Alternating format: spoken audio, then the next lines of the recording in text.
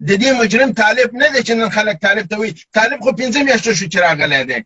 که ته نظام وي 2 کاله پرېږده، د 1 کال غنم خو وایي، اوس به طالب غنم بل چا نه خیرات نه غوښتل.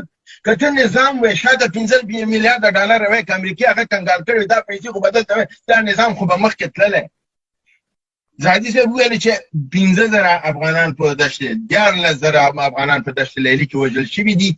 که ویډیو کلیپونه خپل امریکایانو کړي دي او دا موجود دي امریکایانو سره.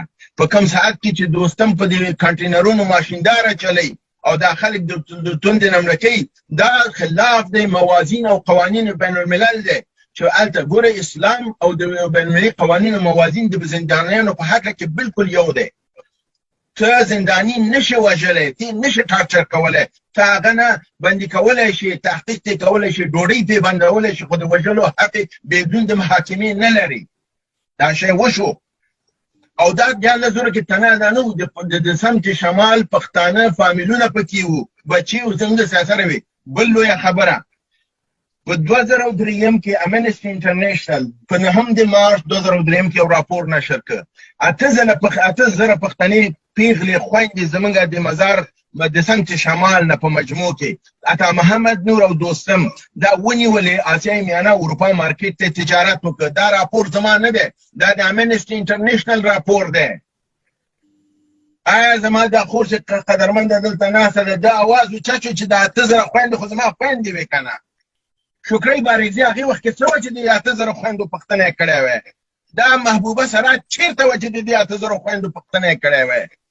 دا انسانان یې نه وي، دا بشر نه و، دا د دې خاورې بچی نه وي چې 20 تنه سکېدلې پتلون سره راوځي. دا حقوق ګورئ پرون بله ورځ په کابل کې مظاهره وشوه، د زرهاوو نه زیات باحجابه خویندې زموږ پکې وې.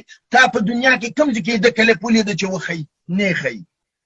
اما 20 دانه شیطانانې چې ټیکری په سر نه وي او لعینانې چې په میز راوځي او د لباس یې به راته د امریکا غوستې خبرې به د اسلام او د کوي الله اکبر هم وایي.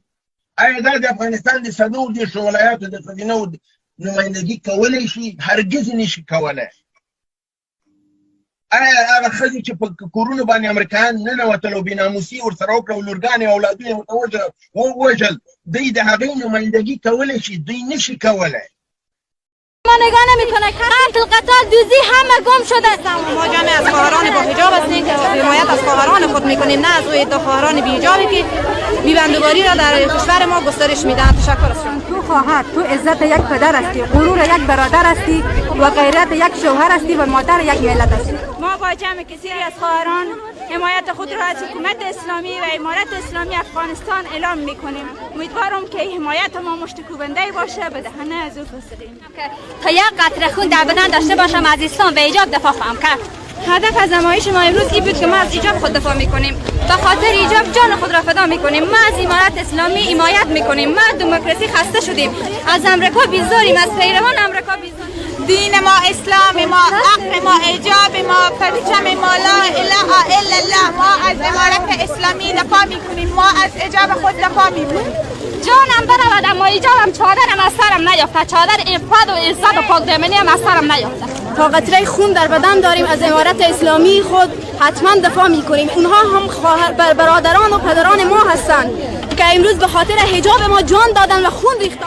ما به خاطر از این جگاه جمع شدیم که از حکومت اسلامی و از امارت اسلامی دفاع کنیم. خواهرانی که به جاده ها و به خیابان ها بیرون میشن به عنوان از اینکه اونا نماینده مانن، به کسانی که دموکراسی خواه هستن، اونا هیچ عنوان اونا نماینده ما نیستن و ما از اونا بیزاریم و بیزاری خود اعلام میکنیم. از خواهرایی که بی حجاب به سر کوچه و بازارها بیرون میشن، اینو اصلا نماینده ما نیست. خواهش میکنیم از اونا که حجاب اسلامی خود بگیرن و بیاین در چوکات اسلام.